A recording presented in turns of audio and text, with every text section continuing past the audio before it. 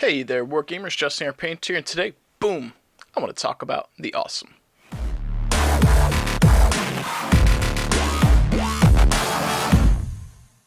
I'd like to welcome you guys back to the channel, and thank you for tuning in today. If you are new here, hit that like and subscribe. Hopefully you will continue to hang out here and enjoy what we're doing here over on the channel. But with that being said, let's jump into today's discussion. So today I want to talk about the awesome. So perhaps you are new to Battletech Alpha Strike. Maybe you got a copy of a Game of Armor Combat and you're not sure exactly what you want to do with your units, what to pick, and perhaps why. Now there are a variety of units on the master unit list, and if you have not watched it already, I should have a video up detailing how that works. Not necessarily like list building per se, but I do break down how the master unit list works so that if you do list building on your own, you know how that tool works, so you can sift through the units that you want. So if you're unfamiliar with that, check that out. That being said, for today's video, again, I want to focus on the awesome and talk about some of the variants that I like that I think might help you with your list building. Now, one of the things that often I think that new players fall into a trap in regards to Alpha Strike with list building is that they go for the most extreme strong man units, and they don't consider the points efficiency. So that's kind of where we're going to be today with the awesome and the philosophy between the two units that I think are good entry units for you to consider for your forces. So first up for consideration, I would like to talk about the awesome 8Q. Now, the 8Q right out the gate is coming in at 39 points. He's got 1 TMM, 6 move. This is obviously a base skill, gunnery skill 4. His damage value is 333 across the board, so not too amazing, but not terrible. And HP wise, it's got 14 life, so it's got 6, it looks like, 6 structure and 8 armor. This is actually really good. 14 pips for your opponent to dig through is really, really nice. So, before we dig into exactly why I like this unit and why I think it might be a good consideration for you, let's also talk about the eras with which this can be played. And this particular variant is pretty much usable from the Star League era all the way up to the current era, that is the Ilclan era. Now, it's going to shift a little bit. I think when you hit the Dark Age, let me see here, Early Republic, so 3081 to 3100, it's still usable by Inner Sphere General. So pretty much anywhere Inner Sphere. It's also Mercenary and Periphery General, so pretty much everyone but clans. And then as you get into the late Republic eras and further on, it shifts away from being a generic unit for all of the Inner Sphere and starts to have some list building restrictions, but it's still usable by the Periphery General and the Mercenaries, and as well as some other factions. For example, Free Worlds League, it's pretty ubiquitous for them. But in general, if you are playing with this unit, especially as a Merc, you will be able to use these pretty much any era whenever you want. If you're not doing the Ilclan era, you're probably pretty good to go to include this in any one of your Inner Sphere forces, and it's a solid little unit. So, why do I like this unit? So, first and foremost, at 39 points, it's not terribly expensive. There are other options for mechs that cost more or cost less, but at 39 points, pretty standard. One of the standard matrices that I try to base my units off of is the Mad Dog. There's a variant that is, I think he's 33 points, and he's 333 for damage. I believe he's a 10 move TMM2, and probably has like 12 HP or something like that. That's a pretty good standard, right? So this guy comes in very close to that, 6-point difference, same damage, a lot of HP, less TMM, less move, but a lot of HP, and that's the big deal. He's got a lot of HP, so he's hard to take out. The other benefit to this guy is this variant has E&E, the energy special rule. So first and foremost, you don't have a lot of special rules that you have to worry about, and the one that you do have to worry about means that if you get hit with a critical effect, whether it's from structure or boxcars, because you have the energy ability, one of those criticals is outright ignored, and that is the ammo explosion. Because he doesn't use munitions, he uses lasers. This particular variant is immune to that critical effect, which is very nice. So he's lean. He's got a lot of HP, and he's got reasonable damage. Not amazing damage, but reasonable. And hear me out. His battlefield role is Sniper, and that's exactly how I would play him. With 3 damage at all ranges, you can expect to use him in or use him the same way at every range band. You don't have to worry about things being inconsistent beyond the hitting. Like the damage wise, it's the same. It's consistent rolls every time. The to hit rolls will obviously modify, but you've got the 3. Always, every time he shoots, 3 dice, unless he's had some type of critical effect.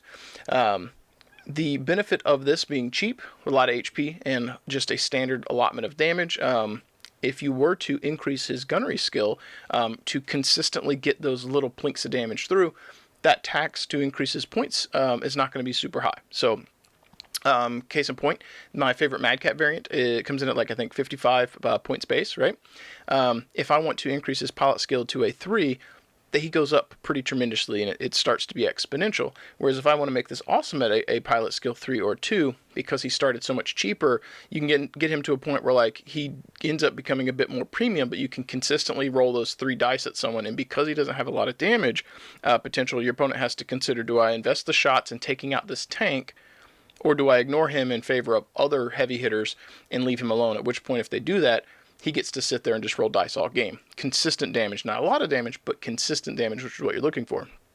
The other benefit of him, because he has 3 at all ranges, you could park him in woods or further back. And if you are pushing forward with your units, right? Let me zoom this camera out. I think this is getting a little bit weird because you can't, like, I'm trying to use this to gesture as a table. So if you're awesome sitting kind of back, skirting at right at the edge of medium range, maybe close to long range, that's where you're trying to keep him. If you've got a good vantage point, you could make him stationary, and that would treat his gunnery skill as 1 better than what it is. So in this case, if we make him gunnery skill 3, and then you find a good vantage point to snipe, and you remain stationary, now he's gunnery skill 2.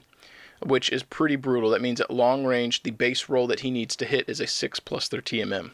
And with an average TMM of 2, statistically across the board, that's probably what you're going to see a lot of is a 2. So if he remains stationary and he's got a skill 3, because you paid the points, drops down to a 2. He's shooting at long range plus 4, so 6. And if their TMM is a 2, that's an 8. It's slightly above average roll for you to connect. You're probably going to get around 2 points of damage at long range. At medium range, if he's stationary, that's a 2. Plus 2 for medium range is 4. On an average TMM that you're probably going to see of a 2, you're looking at 6s. On a below average roll is what you need. So if you roll statistically average, you're doing 2 or 3 damage every turn with this guy. And if they get up in your face, A, that's bad for you at that point because they're in your face and they're not going to be ignoring you anymore. But B, you're going to connect. So those are things to consider with him. The other benefit of that is that, say he's sitting here right, this is the edge of like medium and long right here on our imaginary table. If you have units that are deployed further up and your opponent has to deal with them, perhaps they're sitting on an objective, or they're pushing the front line, they have to make a choice. Do I shoot the guy in the backfield, or do I shoot the dudes up front who are harassing me, who are bringing more guns to bear or holding objectives? And if those frontline units are forcing your opponent's hand, your awesome's just in a good position to sit there and just rain and just keep shooting. And I think this variant is kind of representing an awesome with a couple of PPCs or a couple large lasers, or I should say few, because it's probably 3, something like that. But he's sitting back and he's shooting. Now, the downside of that is if he is sitting back, he's not getting his HP, his hit points, his armor structure into the fight, which he's not sharing that. So that's going to be a case-by-case basis for you. I personally like to keep him around mid-range so that he is a viable target for your opponent if they consider him. But if they don't, he just gets to rain. And if they do, he's soaking up a bunch of shots. If he goes down, you're not out a lot of damage potential because he didn't have much to begin with, and your other units aren't getting shot. So it's making them make choices. This is kind of on the opposite end of my philosophy on light mechs, which if you watch that video, I talk about how I use them as kind of pawns. This guy's a little bit different, but same philosophy. Make them make choices. And if they shoot at the lights and I lose them, okay, I was willing to trade that material for what they're doing. If they shoot at the awesome, he's got a lot of HP they have to chew through, and he doesn't do a lot of damage. If they ignore him, he will consistently do damage. Not a lot, but consistently do it. And if they put shots into him, I don't lose a lot when he goes down. It does suck losing a mech, but I don't lose a lot of damage potential. And that shots other mechs didn't take, and he's particularly tanky, which is really nice. Now, I've got one other variant here that I do like, and that is the Awesome 9M. Now, the Awesome 9M comes in at 41 points, same TMM. The major 2 differences with this variant are faction availability. So it is Innisphere General. Let's see when it... Okay, yep, so similar to the other Awesome, up through the early Republic, 3081 to 3100, still usable by Innisphere General. Looks like when we hit the Dark Ages specifically, it shifts to Mercenaries, Compelling Confederation, Free Worlds League, Lyran Commonwealth, and Periphery General. So it drops off of Inner Sphere General. But in general, for the majority of the eras, this is going to be a solid pick if you want it. The big differences with this one, he's a 4-4-3 for damage, so 4 at short, 4 at medium, 3 at long. It's got Overheat 1. It loses its E&E ability, so it can, be hit with an ammo explosion. And it's got the overheat, which I think I just said, but that could push out its damage potential from a 4-4-3 to a 5-5-4. Actually, it doesn't have overheat long, excuse me, so it'd be a 5-5-3 potentially with overheat. The big deal with this one is you're losing, I believe it's 2 pips of structure. Excuse me, I digress. Or I was wrong. He has 12 life total, so yeah, that was 2 pips. I just can't do math. So he loses 2 points of structure, and that would put him at 14 HP total, but losing it, he is down to 12. So he comes in at 2 points more than the other awesome. You are getting +1 damage at short and medium, and you're getting overheat, but you're losing 2 points of HP. And for me, generally I lean towards lean. Go leaner on the points and have more HP, because your opponent has to chew through those to get them off the table. That's me.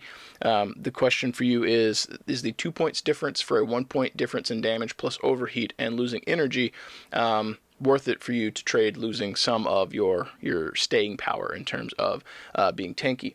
That is up to you. Sometimes I do that, sometimes I don't. Depends on if I think that I'm going to be taking a lot of shots on this guy or not. But again, generally when I'm playing Inner Sphere, I start looking at units that I can get cheap with consistent damage and with a lot of HP. There's a few variants, for example, for the Marauder and the Warhammer that I really like. Their damage potential is relatively low, but they have a lot of pips, which means playing the objectives, grinding out the game, and trying to play the mission against my opponent means that they're going to be into the game longer. Now, sure, the opponent could try and nuke them with a heavy hitting unit, but the issue that I have with that philosophy is that if that unit doesn't roll well, their damage isn't used, and they're still just as easy to hit. Like if you have a Mad Cat with 10 damage but has less HP for it, sure, it can dish damage out, but it's going to be hit just the same. It's the same philosophy I had with the light mechs. If I run them with a high gunnery skill so they have a hard time hitting, it doesn't change how hard it is for them to be hit in return. You know what I mean? So if you bring the equivalent of a glass cannon and it fails to outright nuke what it needs and then it goes down, you're out those points. You're out that material. Whereas these guys aren't glass cannons. And they're going to have more staying power. So it's like making sure that I'm pushing out the longevity of the unit and how many turns I can consistently roll those dice. And that's kind of why I like this, which for me, for Inner Sphere, is also one of the key points, selling points for that playing an Inner Sphere force, is getting the quantity of units on the table. It is always a quantity versus quality equation when you're looking at Inner Sphere and clans in general, in my opinion. And with Inner Sphere, if we're playing 250 points or more, I'm usually almost exclusively always trying to bring a full company mechs. Almost always want to drop 12. And if you're trying to do that, finding units that are lean and that can be efficient is what you're going to have to do to shave those points. So, but on that note, as a recap, this is the awesome 9M that I like. That is the one with the overheat at 41 points, and the awesome 8Q at 39 points with 3 points of damage and energy and a little bit more HP. That's the 2 variants I like. Your mileage may vary. If you give these a shot, I'd love to hear about how they perform for you in your game. Sound off in the comments below.